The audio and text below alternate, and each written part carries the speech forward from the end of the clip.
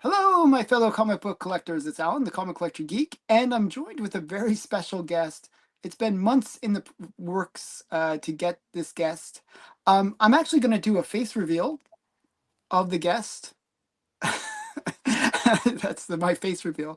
Because normally, Comic Journey is the person I'm going to be interviewing today. Normally, you just see his hands. And he's actually very dynamic with his hands, so much so that he's been nominated multiple times for best hands in the comic community. So he's a great member of the community. He on his channel he does the Insomniac show where he basically interviews people or just lets people hang out on his show, and they basically stay there for all night almost. It's like an all night show kind of thing.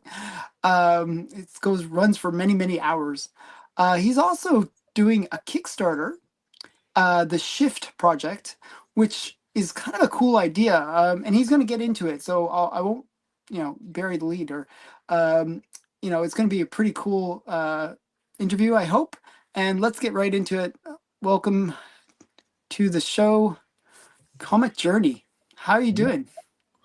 I'm doing fantastic. I kind of wish you don't mention my nominations about my hands and that trolling. I voted for you. Category. I wanted you to win. I know you voted for me with good intention, but I still feel that is a very trolling award. Well, if they was just people like you, like I think it would have been good. Where the hands are the actual character. Like to me, I see your hands almost like a puppet, or where it's some like thing that you bring to life. You know what I mean? You calling me a puppet? I'm calling you a puppet. No, I'm not a politician. I'm calling your hands a puppet. Like that you manipulate them and give them life more than just like hands to sort of being there and no motion. Your hands actually talk, I find. Well, I appreciate that. Like I said, if you didn't add mustaches and eyebrows and awkward hair to that category, then I wouldn't be that irritated with it. It's just I feel that it's a little insulting of a category. It's like you had won a couple of awards over the past few years. Yeah, and they were more legit kind of awards than. Well, it's called. You have to think of it like this. Okay, unboxing. Mm-hmm. One of the awards you got was for unboxing, right? Yes. All right. How would you feel like unboxings and repackagings? Yeah, I know. It'd be sort of stupid, yeah. Or like best packaging award, yeah. Yeah, like a fancy packaging award. Mm-hmm. Yeah, like, I mean that'd be so lame. Yeah. Like let's lump you in with like decorators. Yeah. It doesn't connect. It doesn't connect in any way, and that's actually being nice about it. Like with my thing, it's like well, I'm hoping that they'll fix that this year. Like I'll write to Brian. I've asked to be opted to not be involved in. I've asked multiple times for it to be taken off or adjusted or whatever the case is. Or just leave me alone. But they won't leave me alone. That's the problem. That's what happens. Yeah, it is okay. But I like to kind of get into like your journey into comics. Actually, how did you get into collecting comics, and how did you get into comics in general?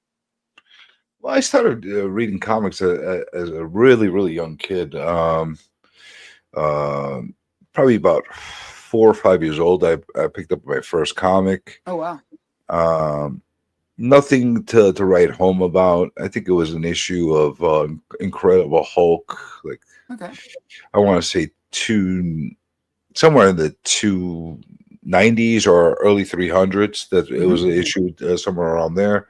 I was a huge Hulk fan. I used to watch Lou Ferrigno's Incredible Hulk. I love that show. Yeah, that was my show. My mother says that I used to do this. I don't remember that. I think she's exaggerating, but she used to say she used to sit and watch it with me. I used to jump up on the coffee table and rip my shirt and act like I'm the Incredible Hulk. And I think she's exaggerating, trying to say, "Oh, look what you're a bad kid," kind of a thing. I don't think so. But You don't think you did that? You don't have I any don't ripped think shirts or? I don't think so because I'm old school. I probably would have got an ass kicking if that was the case. Yeah, I can't imagine my parents being too happy if I did that. Yeah, so and so is Hulk still your main character of choice or? Absolutely. As far as overall characters, Hulk is my favorite character. You know, you won't like me when I'm angry kind of Yeah, thing. yeah. The whole Dr. Jekyll and Mr. Hyde concept, the whole bottling up your rage kind of a thing. Hmm. Uh, there's a lot of as I grow older and I understand a little bit more about some concepts and something like that. He's a very um, deep character with a lot of different things that you could peel off of those layers of his. So big character. And as far as my favorite goofy character from Okay. a goofy badass character from DC is Lobo. I love Lobo. Wow. Okay. Just Lo- pure Lobo's interesting. Yeah. I think Lobo was intended to be just like a silly character in the first place, right? well, silly, but also just pure chaos. He's a disruptor. Hmm. He comes into Metropolis, Superman's doing his Boy Scout thing. All of a sudden, Lobo comes in there with a cigar, chomping on a cigar, picking up a few chicks. Yeah. He's drunk out of his mind. He's like, I can't have this in Metropolis. I need order. What are you Yeah, doing? yeah. Well, I think he's supposed to be sort of like that opposite of Superman's good boy, Boy Scout persona, right? He's a Um, disruptor. He's a bounty yeah. hunter. He's a disruptor. He's not a good guy. He's not a bad guy. If you pay him enough, he'll do whatever you ask him to do. Because that's how bounty hunters pretty much are. He's just a fun, crazy character. I mean, there's a lot of different characters I enjoy and stuff like that. But if I had to pick my, top is the Hulk, and from DC, Lobo.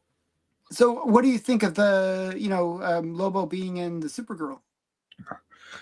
Uh, don't like it. You I, don't I like really it. no. I don't like it. I, I I would I actually prefer. think the guy will be he looks the part, in my Oh, he looks opinion. great. I don't mind Momoa as Lobo.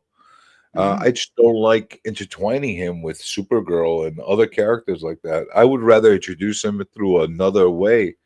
Like Um, maybe just a standalone movie where he's Maybe as a introduced. standalone movie or maybe a series would work out really well. And his space adventures, being a bounty hunter. Yeah, I mean, did you ever watch The Fall Guy? That was Yeah, a show. Yeah, that was a great show. Um, I kind of think of some kind of series like that almost with Lobo. yeah, Um, it could work. It could yeah, work. I just think that they're gonna either take away from the character a lot by blending him in with the other characters. Plus, you're introducing Supergirl for the first time since Helen Slater did Supergirl in the 80s. oh, okay. When was the last time you saw Supergirl in the movies Well, or Superwoman? technically, she was in the Flash movie, right? Where they had the gender swap for Superman, right? All right. I mean, That okay. I do you count that? I don't know. Like it's like Regardless, like where we really focused on the character. Let them develop the character in their own way, just like what they're doing with the Superman movie. I don't like the fact that they're introducing half the DC universe through that movie. yeah, I really think Too much. yeah, it's too much. I was a little bit disappointed to see like Green Lantern and Hawkgirl and Metamorpho and a whole bunch of characters. I think it might be too much, and no character gets the time that they deserve. Well, Um, it's not even about discerning. Like how do you get the average fan engaged and to really understand these characters in one way or another? Especially these oddball characters. Who the hell knows Metamorpho if you're not a comic book fan, or even a DC Yeah, fan, or even a deep DC fan? Some DC fans don't even know who Metamorpho is, yeah, yeah. I kind of liked Metamorpho, so or you Guy know, Gardner. I mean, yeah. listen, if you like him, you like him, and if you're a fan, you're a fan. But your average comic book collector is not going to know who he is. I think this is sort of the James Gunn effect, where he kind of likes to bring a whole bunch of characters together, especially more the quirky ones, and which might not work for Superman, but it works for like Suicide Squad and those kind of things. But And if they do a little Easter egg or a little cameo where the guy's like walking in the street, or like Superman's like Clark Kent's watching TV in the news and this sees Metamorpho in one of the news things, like, okay, that I could get with that. Like, Mhm. just Like plant Easter them egg here drops of the to characters. show these characters all exist in this same universe. We're not going to get into them right now, but just keep in mind these people exist. Hmm. There's something, or have him like mention something in the storyline about a certain character. That way, you introduce them organically, and it's not You know forced down everybody's throat.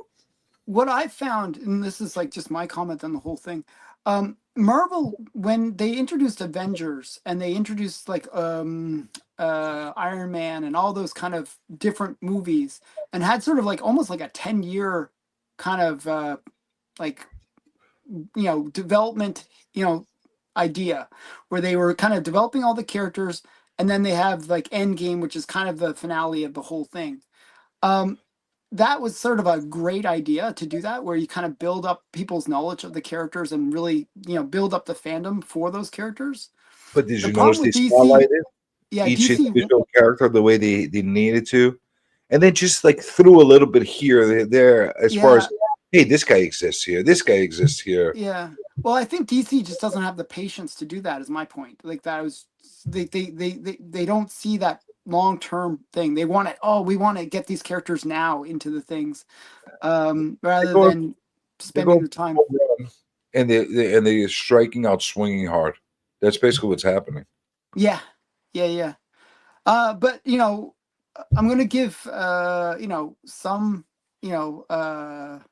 like the idea. I don't want to like just condemn James Gunn. I want to let him try and see what happens, and then if it works, Okay, do you really have that much faith in James Gunn? no. Okay, thank you for telling me that, because supposedly he's the Messiah. Okay, Yeah, and he's a great director and he's got a great mind for yeah. putting things together. But here's the problem, and I'll give a prediction. Hmm. Keep this in your archives, and so when this happens, you're gonna see one or two like really good hits that are gonna happen Okay. through him, maybe Yep. three, and then all of a sudden DC is gonna say, hey, James Gunn, don't change a thing. Keep doing what you're doing right now, and keep regurgitating the same thing because that's making us money. Yeah. Don't be Yeah. weird. Don't bring no more creature commandos in here. We want you to keep rehashing the same formula until we break it and we milk it to death. And that's Well, what's going to basically happen. one And of they're my going to fears is hurt the product. actually one of my fears is the opposite of that in a way. I find that James Gunn is best when he's a bit controlled, where he doesn't go full James Gunn, or where actually, I actually liked the first Suicide Squad movie up to a certain point. I I thought had it no was really problem with good. it. I thought it I was. thought the bad guys were a little bit weird. I didn't really, that part was I found a little weak, but overall, I thought it was a great movie. I'll tell you that Suicide Squad movie. That first movie had one of the best soundtracks Yeah. that were released in a long, long time. Just very dynamic, really, really good. Yeah, okay. It got a little bit messy as far as continuity and as far as Hmm. being able to connect correctly to the comics and that kind of stuff. But that's fine. I don't have a problem where you have to mimic the comic exactly for cinema. First of all, you're not catering to the same audience. Hmm. Yeah, you want the comic book fans to come there, but you know what? The comic book man are not going to pay $400 million to cover your bills on those movies. You need to Yeah. go to the general public and make sure that you pull them in. Now, James Gunn, he's got a good formula that works with him, and he has hit lightning in a bottle a couple of times, But he it's not going to keep working over and over again. You're Hmm. right about reining him in. Why he worked in Marvel with Guardians of the Galaxy? Because he did have Feige. He did have Feige reining him in a little bit, Yeah. as far as what he was doing. And the other thing is he has no proven track record of running an entire division and company. Yeah. So are Yeah. you going to get all of him on all of his project, or is he going to be so split between everything, all his duties that he has to do, and not be able to focus 100% on the projects that he's working on? Yeah, that's definitely going to be the case, I think. There's just no way he can do it all. Um, A lot's going to yeah. fall on Superman if he's Well, not able to. be Uh, successful with that. Yeah. yeah, I see he's it as the make or break movie for comics in general, generally, where people like are really hoping that they'll start making good comic book movies again. And no, all their hopes are pinned on Superman in a way. no. You know what? I think Fantastic Four is going to weigh more That's another than one that's. Superman, because here's the thing: Superman. We've seen good Superman movies, Hmm. We've and we've never seen seen a good Fantastic Four movie. no, no, and the thing is, it might weigh more for DC and their product as far as putting a good thing in. But as far as the general genre, Fantastic Four is the one that's going to affect it more than any other, because people have been looking very much forward to seeing a good Fantastic Four movie. They've been disappointed plenty of Hmm. times with that, Yeah. and Marvel's been beaten to hell as far as public backlash on a lot of the later projects that they've done. And Disney needs a major hit. You Yeah, know, I mean they've dropped the ball up till now. Disney getting beaten up as far as Hollywood is concerned Mhm. is a lot more impactful than Warner Brothers. That's true. As crazy as Yeah, that sounds. yeah.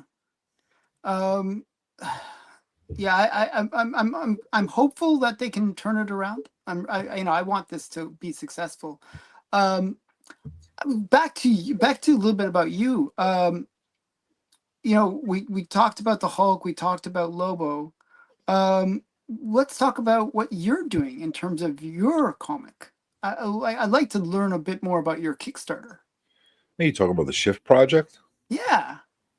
Well, let me tell you a little bit about the Shift Project. It is right now my baby. I love this. Mhm. I love what I'm doing, along with four of the creators: Mhm. Brandon Ingram, Tate Wania, uh, Matt Atkins, and Ben Frazier.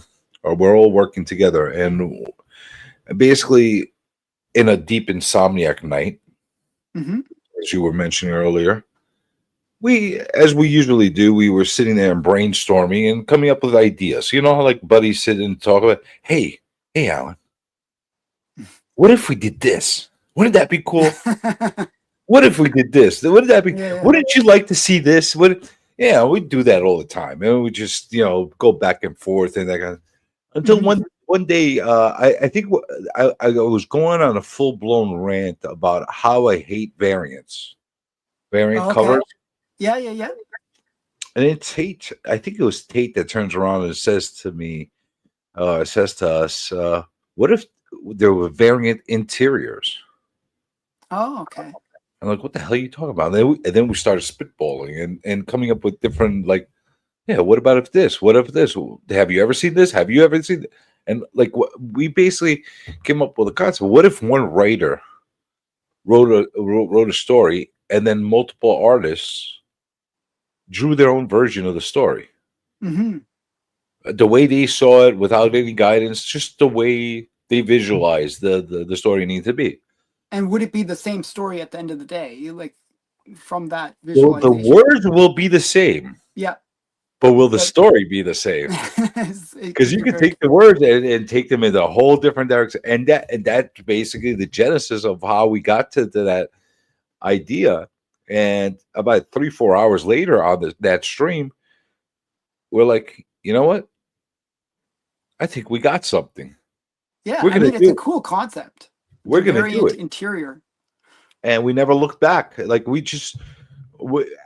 a lot of times you come up with ridiculous ideas, and sometimes you come up with really good ideas. But Hmm. 9 times out of 10, you don't follow through with them. You're like, I don't want to do this. Whatever.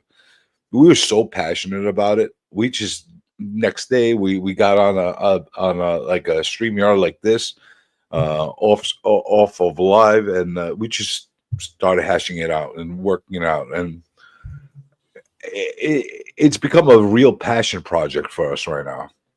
So how Um, long was this in the process? Like, literally, right around the end of May, beginning of June is where we came up with the okay, idea. so about a year almost. Well, not kind of, yeah, half a year, I guess. We would have been we could have been in the on a Kickstarter end of November, beginning of December if we wanted to. We decided to hold back until after the holidays, Hmm. but we just ran full as far as just like we were so into it. We were putting out pages real fast as far Oh as wow! In terms of being getting the artwork done. yeah, because me, for example, it took me a little bit longer because I made a big mistake, which I won't make that mistake ever again. I started to get a little bit fancy with the type of materials I was using. Oh, okay. I wanted to go with wet inks and like water brushing, and I wanted to go a little bit like a more of a different look to it. And it just took me forever as far as between layers of drawing and that kind of thing on the Hmm. artwork. That I'll probably never do that again on a project that I know has some kind of deadline to go Okay. there, because it was so strenuous. Well, it's drying today. I gotta wait till tomorrow again. Yeah. Before I go on Yeah. to the next thing. So it was so strenuous. Like I would go more traditional indie ink and that kind of thing as far as inking out a project. But we got really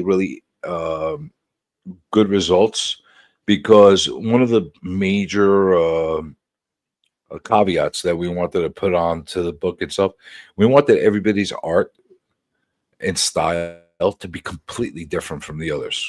Yeah. Yeah. Yeah. We did not we didn't want two artists to look similar to each other. We wanted like something boldly different when the reader is picking up the book to look at it and say, "Oh, this is this guy's art. This is this guy's art." What the hell was he thinking when he was drawing this? What was he thinking when he was drawing that? And even with my art, I went a different direction of what I normally would do and that kind of thing. And I went really underground Okay. and indie style almost. Like you probably would appreciate this. Like when I was drawing this, I was heavily inspired with underground comics from the 70s and 80s. Okay. A little bit of Robert Crumb, I like Robert Crumb, so yeah. a, a little bit of Bernie Wrightson horror was in the back of my mind. Hmm. Um, very gritty, very different. And because I'm in New York, I was able to be exposed to a lot of underground stuff and independent stuff throughout that time period. We had people on the sidewalks literally going to Kinko's or to like their local Xerox machine and making up their own Comic book, yeah. comics and selling bootleg comics for a couple bucks on the street, Yeah. uh, just to get themselves out there. And that was really be in the back of my mind. I wanted to get that same feel, Hmm. and I wanted to get that same I want to bring that back. Yeah, I mean, there is something cool to that. And that's a very New York thing, like where they do this sort of indie self-published works, and where it's literally on a photocopier. Like it's Yep. um And that was But one of the reasons why this past New York Comic Con, I decided to do a full blown ashcan mhm. in well, I don't know what do you want to call it, homage or in respect to all those previous people that did those similar, really crappy copy paper. Yeah. We were giving, I was giving them out for free at New York Comic Con, and it And became was it a preview of the Shift project e- story, or? exactly what I did was I have a copy with me if you want to see. Yeah, yeah, yeah. Show us. So I Since I kept hear. only a handful of these. What you got is what you got out of this. That you don't have very like the only people that got them at New York Comic Con, Okay. and I held back a few for a few people that I promised them to, and that was Well, if you basically can it. get me a copy, that'd be great. I, I'll, I can't promise you I have an extra one, mhm. but if I do, I assure you I'll send you one. Okay, cool. Okay. Because I literally did not want this to circulate after that. We wanted to keep it very limited, Mhm. and we wanted to make sure I'll do my best. It might not be perfect 9.8 if you're going to be Yeah, uh I'm not a nine but eight kind of guy, anyways. I don't think anybody got a 9.8 of this, even if they got on the first day, because the paper's so shitty. So You kept the feel of the actual indie ones, yeah. yeah, basically that's the whole concept. So basically, what we did was like, I did this like so super old school. Like we basically put a mission Text statement page, basically yeah. in there as far as what we did. Credits, your typical type of credits, and put a little bit of a summary of what the story itself is all about, because Oh, there is a story, and then I just gave a sample of everybody's work. So we picked page 3 because it was like a really cool fight sequence, and gave everybody a taste of what everybody's stuff looks like. So this was my page. that's really awesome art, by the way. Oh, I appreciate that. And you can see kind of like, can you tell the tone and the ideas that I was using when I was putting this thing together? Well, I feel like a bit of the Universal monsters a bit, and Well, Universal, I love Universal monsters, but I'm just saying as far as the stylization of the way I was drawing it out, it very very underground looking, right? yeah, yeah, yeah. Not necessarily focusing on anatomy that well, as far as making it like super correct and that kind of thing. Just very dynamic, very like visceral kind of art. I really wanted to go with that. And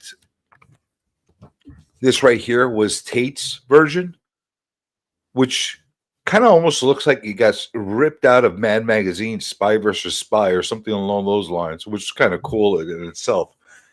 Drastically different. And then Yeah, you have very different art style. Ben Fraser's art style, Wow. which is more of what you would expect to see in a modern comic, as far as how he put it together. He's also the guy that did the cover The of logo, this. yeah. Of I like this. your trade dress. Yeah, he designed that for us. Yeah, it's quite nice. Yeah, it came out really well, and it kind of like gives the feeling we wanted to on there. Uh, thank you. So you had that, and last but not least, you have Matt Atkins' version. Which look how wild this got. Very different. Like how Uh, like everybody's going. Nobody was thinking the same thing when they put this thing together, mhm. which is really cool. I mean, even with the covers, look at the covers. These So were the when initial covers. are you doing different? Each artist gets their own cover as well. Like I know you Yeah, said you hated the variants, but you're going to be doing variant covers. I hate variants. Absolutely hate variants, but I love variants when they make sense. And this time So it does kind of make sense. Yeah. yeah, there's 4 artists that are involved with it. Hmm. It would only make sense for you to be able to, if you're for example, if you're my friend or you're my family member or you're somebody that supports me specifically, it would make sense for you to want to go get a cover that I did, right? Yeah, And the exactly. same thing would apply for Ben, and the same thing would apply for Tate, and the same thing for Matt as well. You know, Hmm. so it makes sense. I mean, we put bundles together for people that would want them all, but it makes sense to have that. So we actually not only have 4 covers, we have 5 covers because one's blank, just in case you want to draw it yourself. You know, Oh, that's cool. That's you make your own shift. Yeah. and, and this right here, Mhm. I actually drew on this one. I don't, maybe I held this back for somebody. I forgot. But Oh, is I did. that like is that a sketch that's been done on this ash can? Yeah, I did that sketch. That's original art on there. Oh wow, that's cool. So random people that got these at New York Comic Con actually got Free sketch. a sketch in there. Oh, that's very cool. Not in all of them, some of them. But this is another thing I was thinking. Hey, wouldn't it be cool? Like I had a page that like I could have either just done filler, maybe add something else that was in there, like concept art or something along those lines. But I said to myself, you know what? I'm going to put a blank page, and then you can have someone draw something on it Hmm. And instead of that putting kind of it on. fits with the theme of like the variant interiors. You know, Yep, doesn't it? yeah. And we basically did this like this was all done in October. Um, so you could tell you we were ready to go at that point. Like I had put a QR code on there, and this was I I was so proud of this campaign Hmm. for a couple of reasons. One, I love the fact that we brought something really old school back, and Yeah. kind of like triggered a lot of people's memories. And I also like the fact that it got such a good response. Like people were really into this. And a lot of people instantaneously started to follow our Kickstarter. And, you know, It's a good I, concept. I mean, I think it proved the proof was in the pudding. We got funded in 8 hours. oh wow, that's a good sign. So that how many of those did you hand out? I want to say roughly about 140 total Okay, so very limited, but over that no, whole it's weekend. Well, think about it. How many got thrown away? oh yeah, that'd Like be really sad if they a lot of did those went actually. into artists and writers' hands. Yeah, McFarlane got one. Do you think he kept it? He probably chucked it after he saw me. He was really yeah. nice. He was really kind to me. He gave me some really nice feedback on it. Do you really think he kept it? You know what I'm saying? So If I were him, I would have kept it. I'm that maybe, kind of guy. But but I want to say if there was 140 that were circulated at the end, maybe 80 will still exist. I'm sure hmm. a lot of them got damaged, thrown in the garbage, that kind of stuff, or they're disposable. It's meant to be disposable. That's the thing that's cool about it. It's an Yeah, advertisement. no, it's very cool.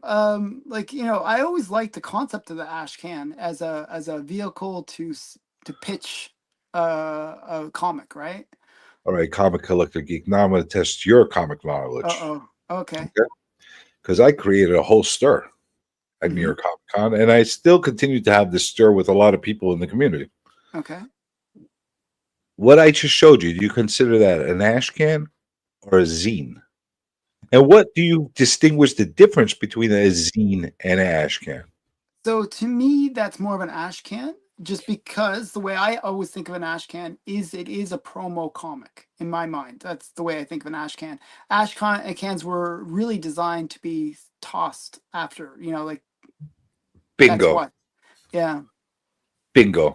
A zine is actually a fully developed Hmm. periodical or magazine or comic, just done very crudely on poor materials, but it Hmm. was meant to be sold and it was meant to be distributed in a different way. Yeah. That's the major difference because I had literally in Artist Alley artists and writers arguing with each other Whether it's a down zine or ash can. like, no, this is a zine. This is Ashcan. They're like, it was great. It was great. It's like we caused the Coke versus Pepsi challenge or something like that. It was great. Oh, that's cool. I mean, that's the funny thing is like you never know. Like comic collectors are like the reason my channel is called Comic Collector Geek is we do have that geekiness in us, that nerd that just wants to come out and like get upset about something silly. You know, Well, where we we, all have our passions, and we all yeah, have our wars that we wage for different reasons yeah, the in this hills that we life. die on. You know, God knows I got my own things that I think I'm on a hill by myself on half the stuff I argue about. But Hmm. like I hate you ever buy a pack of bags and boards Oh and yeah, yeah, and of uh, course. and your bags will be extra and your boards will be short. Oh yeah, you know, Does that irritate you or not? yeah, it irritates me. Yeah, am I so crazy to complain about that? People think I'm insane. I'm like, I hate I when the comic just goes like a little bit, like the board is just a little bit shorter than the comic, and you got that kind of overlap. You know, like where it's kind of, so the board actually causes a dent almost in the back of the comic. I'm see. not sure if you've experienced that, but I've had that experience, but here's the thing: if it's from two different brands and that happens, hmm. I'm more understanding. Okay, yeah, But if it's the same brand that you're buying of bags and same brand of boards, and they're not perfectly aligning, that's getting me bonkers at that point. Just yeah, like when you put a board in the bag and there's a little bit of space on one side and this little space in the back. I want it to perfectly fit in the bag.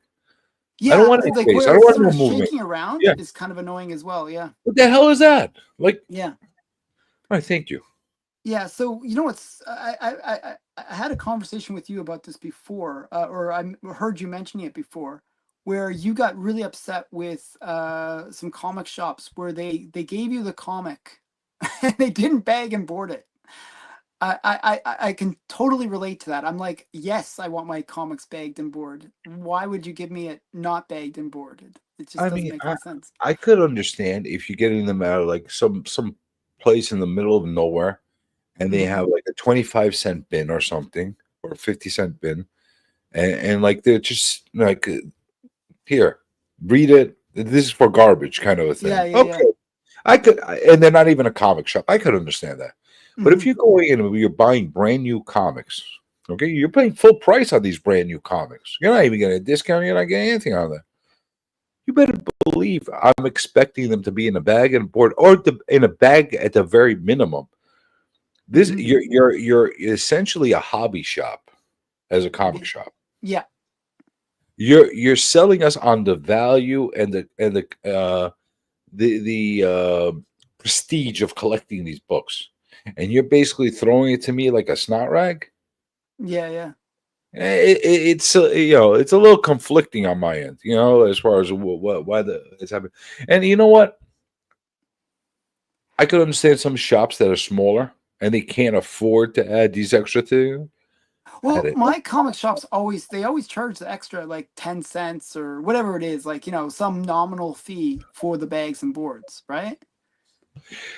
That's not the way it used to be Yeah, in the 90s. I know it was always free. Every single bags and boards and everything. Okay, Hmm. that all of a sudden became conveniently dismissed Well, I think the because margins we just have got to so feel. small, right? No, listen, I don't blame anybody but the shop owners themselves for their deficiencies. Hmm. Yeah, there are some outside factors that affect them, but I also believe that majority of the problems that LCS owners face and the woes that they're feeling are 70 to 80% of their fault. Hmm. Bad business, horrible personalities, inability to communicate with human beings. Yeah, well, think of the types of people that generally become comic book dealers. They are the most uh interesting of business people generally. You know, what I found was like, I consider my heyday of comic collecting really to be the 90s, right? When, there was like tons of shops that just opened up overnight. Anyone that collected comics was like, "Oh, I could become a comic book, dealer," right? Mhm. Um and you get a lot of people that really don't have a sense of business and how to deal with people that were becoming comic shop owners. You ever go into a shop and you look to your left, you open up the thing, ding ding ding, the door has a little bell on it. You walk into Yeah, the yeah, thing, you look to your left, you see this freaking amorphous form of a human being that just sitting there at the register. Doesn't even say hello. It doesn't take a lot of effort and it doesn't take a lot of business savvy to say hello to a customer that walks in through the door. hmm Just say hello. You don't even have to have a conversation. Say hello. yeah. Well, I think the Simpsons got it right when they did their comic guy. And they're sitting there and playing some shitty video game. Who knows what they're playing on there, or playing hmm solitaire on their computer, ignoring the world. Mm. And then you go through the comics. There's no prices on any of the books. That was a pet peeve of mine where I hate the comic shops where you go in, you pick out which comics you like, and then they price them out at the counter by looking them up on eBay or doing some silly thing like that. It's Drives me crazy. ridiculous because basically they're asking you to do their work for you. hmm Because I'm searching through your comics, hmm doing your job, and then you price it at the end. Oh, Yeah. and if I happen to find something that's a key or something that is of significance, Yeah. now you're gonna pull it and put it on the wall. Yeah. Yeah. 'Cause I Yeah. just did your job for you. No, I've had that happen actually, and it drives me nuts. It's like it's What's even li- worse is if it's already stickered from like 20 years. 2002, Yeah. Yeah. and there's a price on it, and they're Yeah. not honoring the price that's on there. Yeah. Yeah. You just wasted 2 hours looking through their dirty, dingy bins that have never been dusted, hmm and now they're gouging you, Yeah. and they're Yeah. asking you to do their work. That's a major pet peeve of mine. And So, the thing is, they use eBay prices, and they'll say, "Oh, it's selling for this price," where it's just like a not even a sold listing. It's just like a like some random person's desired price. And I'm like, well, I could just buy it from eBay if you're just going to charge me eBay pricing. Yeah, yeah, and then they'll charge you a different rate if it's cash or card. yeah, yeah. Yeah, Well, yeah. that's okay. I don't mind that. I don't mind No, it too much. it's fine too. But if you're gonna count, if you're gonna give me a cash or card price, then you got to give me a significant different discount. If you're gonna compare it to eBay, because hey, you're comparing it to eBay. Let's take off the fees. Let's take off the taxes that they charge on there. Yeah. Let's do all that, and now give me the new price as well. hmm And while you're at it, while you're doing all those calculations, pick up a broom and sweep your floors in the thing because it looks like a hellhole. Maybe grab a mop with a little bit of Clorox or a little bit of floor cleaner. Make it smell nice too. You hmm know. So these problems are not the industry's problems. hmm These are the shop owners' problems. Yeah. Well, Like I got a real like bone to pick with a lot of these things. Like and the worst thing I could when I hear is like, oh, the industry, oh, the market's bad, oh, it's the fans, oh, mhm. you ever hear comic shop owners say how horrible the comic fans are? I never understood that personally. These are your Like customers. those are the people like you're supposed like it's not the fans responsibility to um to like everything you create. You have to create things that the fans like. It's the way I think. And Or I find God forbid, a fan wants to open up a conversation with you hmm about comics. God yeah, forbid. yeah, yeah, You can be inconvenienced with that. yeah. You know? Poor, Doesn't make poor. sense. And it happens a lot with artists and writers too. Sometimes you go into the shows. You ever notice when you walk up and down a show and you go by the artists, and there's always those tables that you have one artist that's just sitting there and either drawing or they have their head down, looking down at the table, reading something, or and ignoring everybody that's walking past. And then at the end of the con, they say, "This was the Why did worst con nobody ever. engage with me? Nobody's talking to me." Yeah. I'll never do this again. It sucks. And then next week they'll do it again. Yeah. Yeah. And they basically get no business. Why? Because you're not engaging with the people. Hmm. I'm not saying to be one of these carnies that are basically running around and like doing making a circus out of yourself. And I'm not also advocating for people to be over the top soliciting, because that's annoying too. Because Hmm. you want to go enjoy the show when you're there. You don't want to be harassed by every single person when you're walking by their booth. But at the same time, engage with people. Put something on your table. Do something that it's going to attract the people. Talk to people. Say hi. How you doing? Hmm. Like smiling So, at people goes a long way. so are you going to be one of those people now that you have your Kickstarter, are you going to I'm going to do be the the artist most alley? disgruntled person on earth when I'm at my booth. But are you going to do the artist alley thing where you bring a few of your books and try to, you know? Yeah, I am planning on doing a few shows, So yeah. mostly here in New York. I do have the luxury of being in New York, and I do have the luxury of having a lot of stuff happen here often throughout the year. So I get to choose, pick and choose certain places that I could go to. No, it's just a question of time and uh, whether it makes sense or not. The certain shows or not, because some shows it's not. It just doesn't make sense to go to. Like if you go into one of these like bingo hall kind of things that Hmm. is Like mostly flea market swaps. more than Yeah, actual.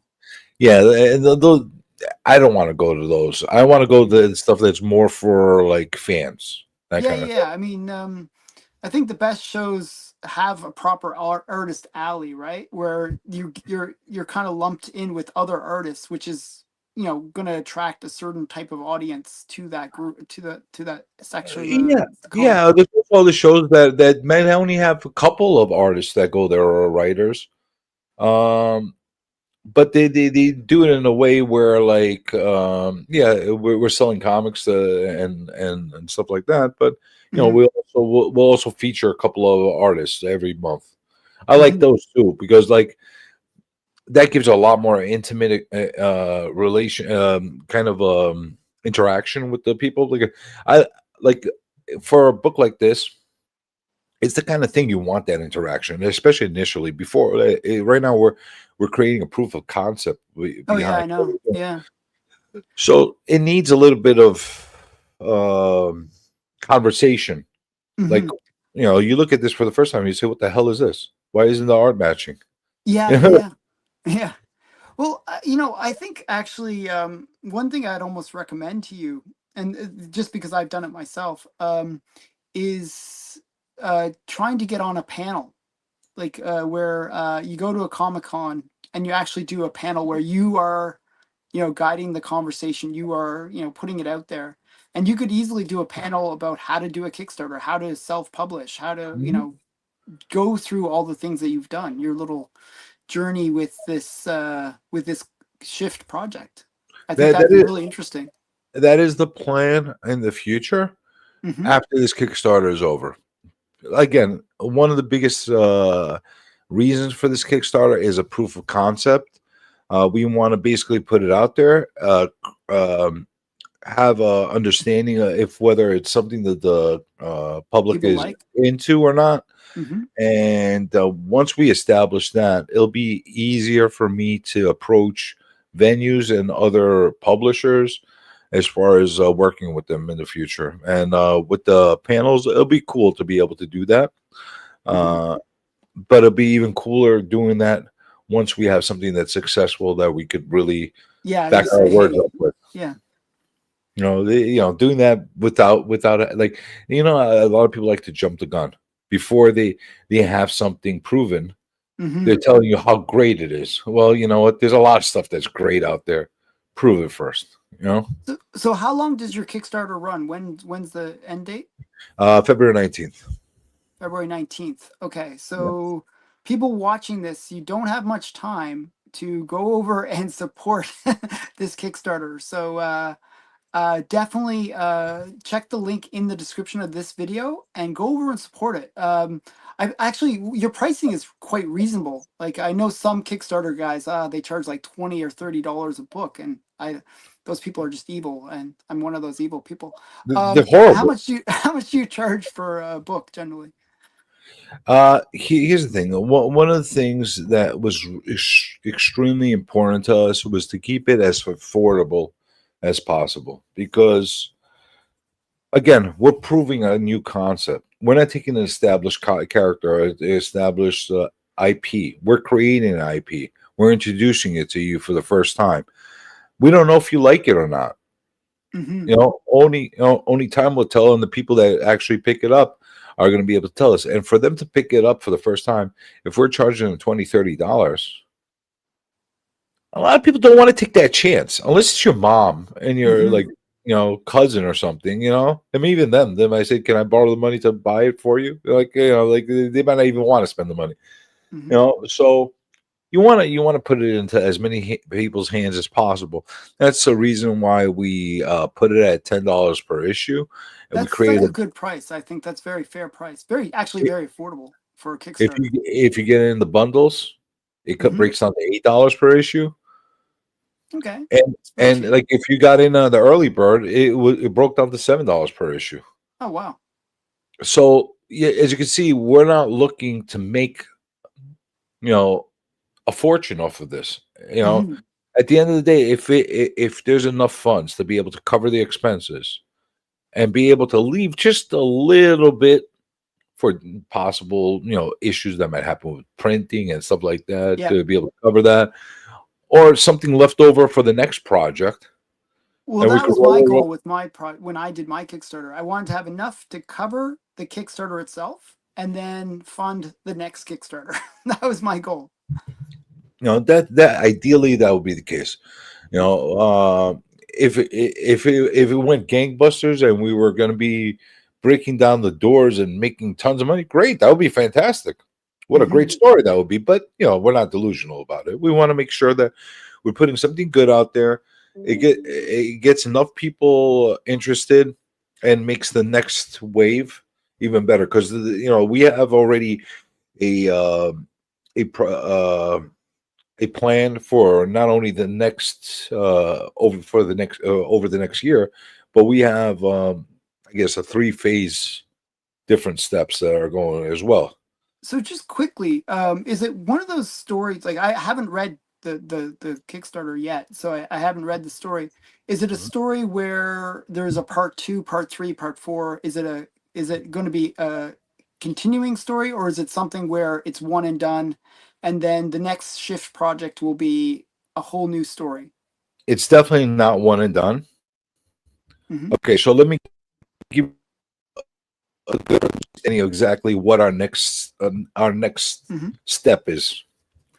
Once this Kickstarter is over, the plan is to start working on the issue two of the Okay. ship project, which would have a completely different Okay. story, same concept, but different story Okay. again. Uh, Introducing something else to this universe. Because right now, every single issues that we're doing, we're adding a little piece to the universe.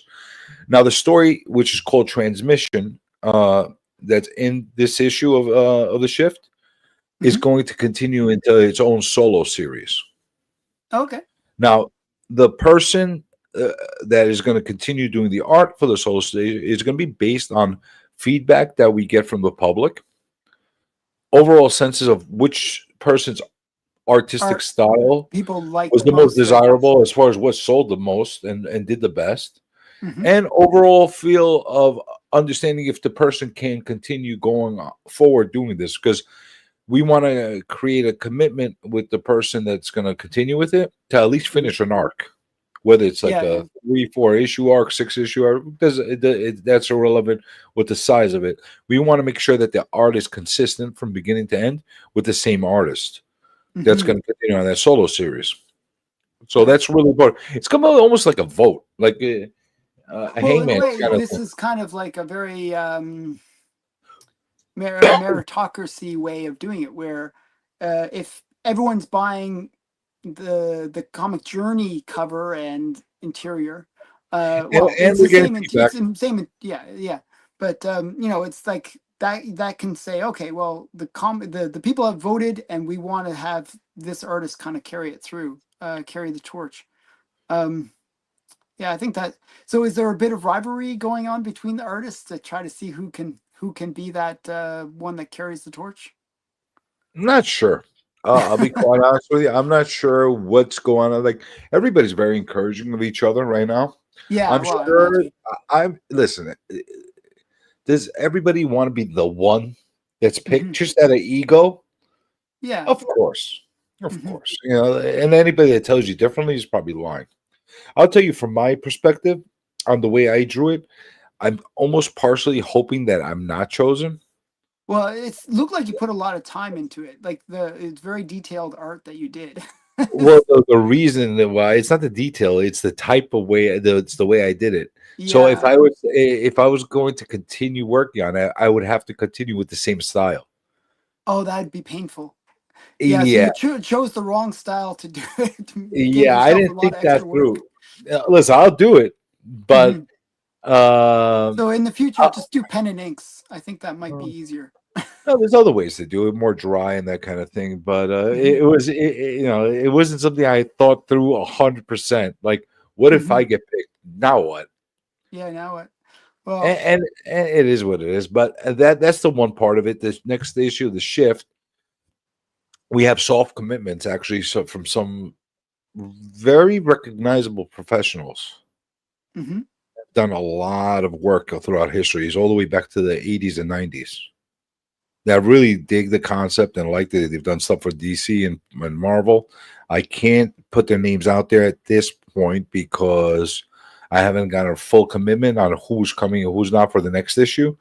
But what I Hmm. will say is, in the future, you're not gonna you're gonna see a like it's gonna get deeper as far as the level of artists that you see involved with Hmm. this. You're gonna have people that have done uh, um, more professional work. You're gonna see people that have been doing that might have disappeared, that Hmm. semi-retired, that you haven't seen in years, that you might have seen on a I don't know, like a Spider-Man comic years ago. Like you love their art, and then all of a sudden, hey, what? I was wondering what They're in happened this to this project. guy. Yeah. Yeah. Yeah. But they like it's great because a lot of the artists and writers that looked at it were so encouraging. They loved the whole idea of it. So that's the next step. So I'm hoping if everything goes right that we are able to have the next issue um, of the shift done by the end of the year, Okay. and at least get on the ongoing series something started by the end of the year, because I don't want to put that public until at least 2 or 3 issues are complete on that, because we Hmm. don't want to make we don't have a scenario where we just released issue 1 of transmission, and then a year later you have to wait for the next issue. I don't want that to happen. Yeah. You don't want to lose. Like, I think that's one big problem with doing it as an independent Mhm. publisher. There, you lose that momentum of the monthly, you know, issue Yeah, coming out, right? and I've thought that through a lot. So Hmm.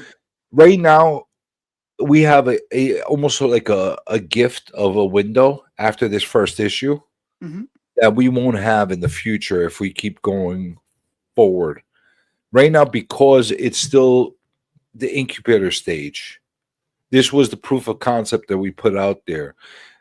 Because we're still kind of like going through who's going to be the first artist to continue with the solo series and that kind of stuff. And we're kind of figure out, are we going to put a poll out there public for people to vote on which artist they want to see forward. There's a little bit of a process that might take a little bit longer, and I think that the public and the consumer would be a little more understanding on this first issue Hmm. before we release the next, to do it the right way. But the plan after that is after issue 2 or maybe 3 to get it on a quarterly.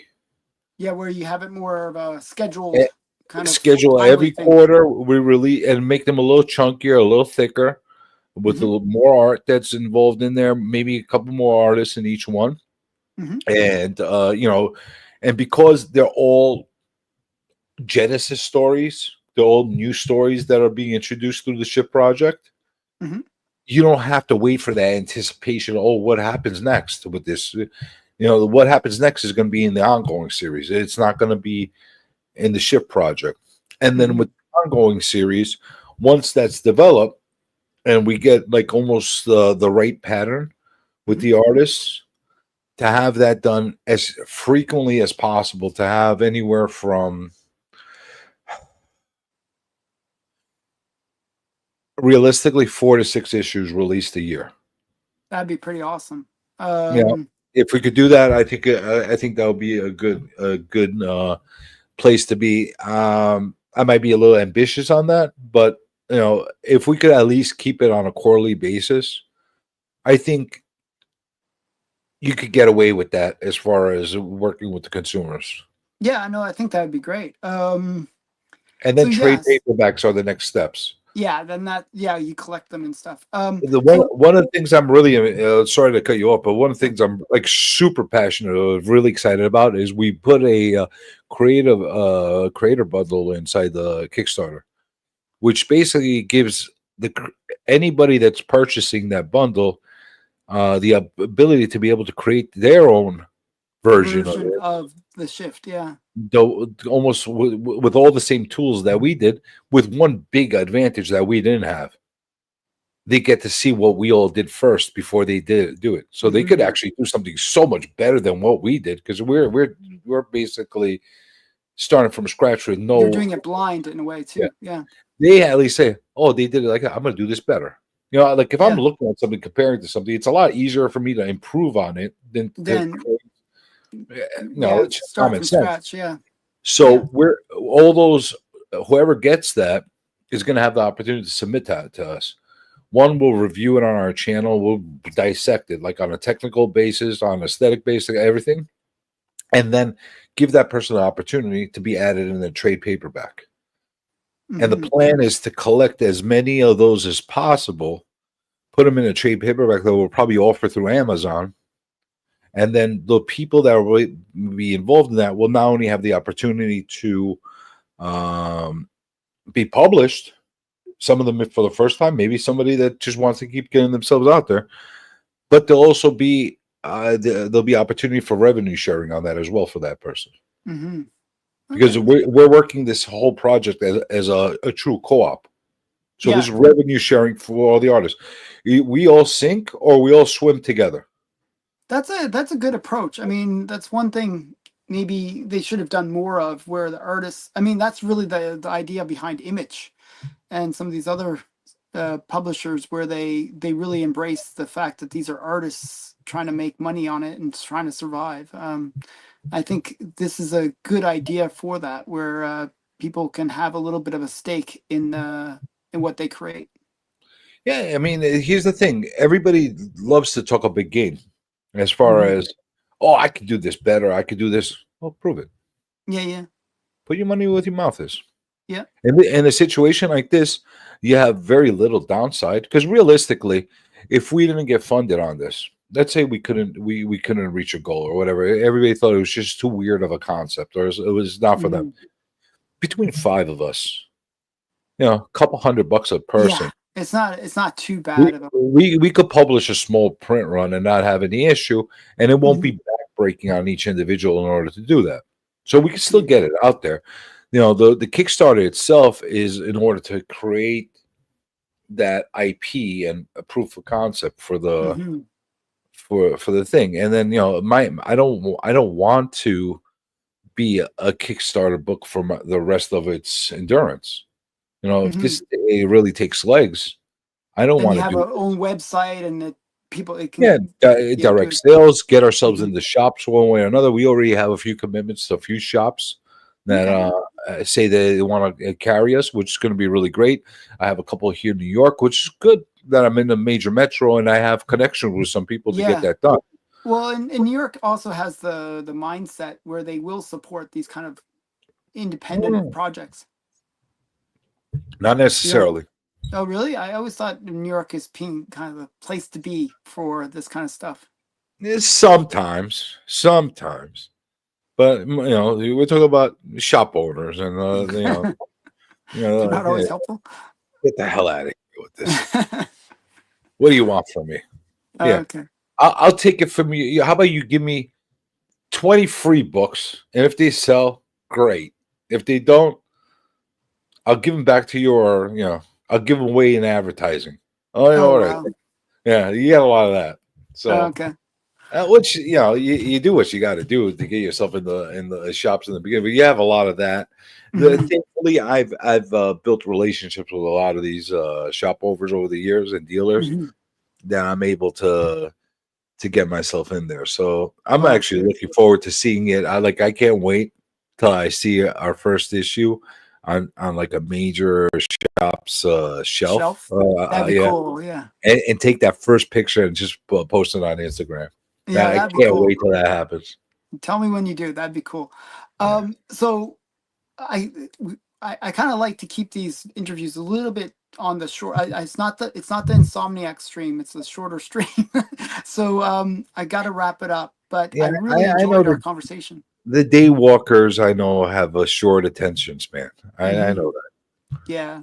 So just quickly, where can people learn more about you, more about your Kickstarter? I'll put the Kickstarter link in the description. I'll put your probably Instagram in. But what other like just quickly, where can people learn more about you and your Kickstarter? Well, just like on this channel, we're doing our YouTube tour through a lot of Yep. different channels. We've been on K-pop Junkies channel. We were Yep. That's we probably the were best one for this, I would say.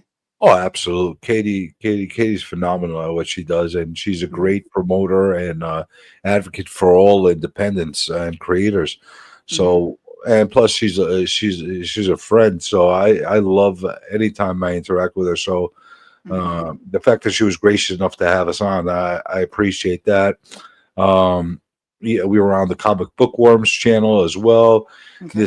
This Sunday upcoming, I'm going to be on a channel called Unhinged. Uh, Hmm. Another great artist, Jason, who is the creator of Frog G. Clearly, I'm here. We were on Church with Bleeker. Bleaker. Yeah. We were with Gary B, another great Oh, friend. that's a good one. With promoting that last week. And there's so many. I know, like if I can't list them all as far as where we've been and where we're going, but we've been doing the right thing as far as doing it not forceful. Hmm. Anybody that's been inviting us, we've been accepting, Hmm. and Razor Comics. I mean, there's so many comic. They've been so nice. You have a lot of fake people too, but yeah, Hmm. you have so many that generally are really nice and they're really like into putting in their circumstances. I could keep naming names. I'm not going to do that. Yeah, yeah, yeah. Well, I think the whole I think most people within the community appreciate what you're doing, right? So the idea of having one's own comic is just such a, I think it's everybody's dream that reads comics. I don't know. I think it's the that's why I wanted to have my own comic, you know. Well, Uh it's that we're doing that for ourselves, mhm, but I really believe, and all of us that are involved really believe, we're creating a new alternative and a new platform for somebody in the future to be seen for the first time. which is very important. That's super important to me, especially now with the whole diamond fiasco that's happening. And a lot Yeah, of, it's well, think very about it. crazy. Like, we're running out of platforms and places to be seen as Mhm. artists and writers. You're going to see publishers, shutting down left and right. Yeah. Where else are they going to find a place to put their stuff out there for the first time? At least with this method, it might not be selling, a million copies, but you know what? If we could do a few thousand at a time, if this gets to something Well, that's you reasonable. don't need to sell a million copies to make it sort of sustainable. That's the cool thing about it. Because the margins are much more favorable in a way. When you have to go through a publisher, you're paying for the distributor, you're paying for the shop owners, you're paying for like so many people each taking their piece out of it. This is much more direct. You're the creator and the end customer is right, the person that buys it from you. I think that's Did you have a much good better. experience doing it this way? It's been challenging. I learned that there's a lot of things that can go wrong, especially with the printers. The printers are the painful part. They with my one, there was a bunch of printing errors, and I want the quality to be really high so that everybody's happy. So we're, whenever we see that there's a printing error, we, destroy the comics and then get it reprinted. Um, so yeah, that's one thing I've learned, that it can be slow because of that. And then because we are small, it's one of those things where we are at the bottom of the list of, for the printer to do, Did you so print in Canada or the US? US. Hmm. So What are you gonna do now with the tariffs? yeah, I don't know. Well, so the thing is, like, the guy that's helping me with it is he's in the US, so it just makes sense to have everything local to the US. I will tell you something. I picked this up. I saw another creator talking about his Kickstarter. He's Canadian as well. So this Hmm. is what he's doing. He's printing all his American stuff in America, Hmm. in the US, And then all of his Canadian and stuff all his Canadian stuff in Canada. And he's distributing from the proper channels. that I mean, that's an idea. I didn't do it that way. I was kind of leveraging my partner a lot. And there's good things and bad things about that. I feel a little disconnected from the project, that I don't like that part where I don't have the full control. But aren't you a control freak? I get the impression that you're a control freak. Um, I have to be a little bit hands offish in terms of the way I do my But stuff, isn't it but your nature to be a control freak? well, maybe a little bit, but I get no, that I am. impression when I'm talking to you, the way you're handling your stuff and how you talk about your things. I kind of feel that you got that. That I'm a control freak. Like, how did you give all that control away? Like, I can't do that. Yeah, no, it is hard. But I also, like, I'm one of those people, like, I run my own business, so I have like 20 people working for me, and you can't micromanage everything.